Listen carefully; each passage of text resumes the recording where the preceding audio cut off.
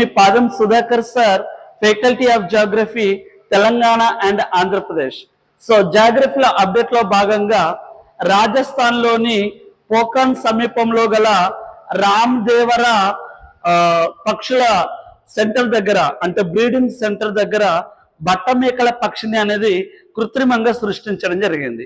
So ఎందుకంటే ఇది అంతరించిపోతున్నటువంటి పక్షి, బట్టమేకల పక్షి, ఇంగ్లీష్ లో గ్రేట్ ఇండియన్ బస్టర్డ్ అని పిలుస్తారు.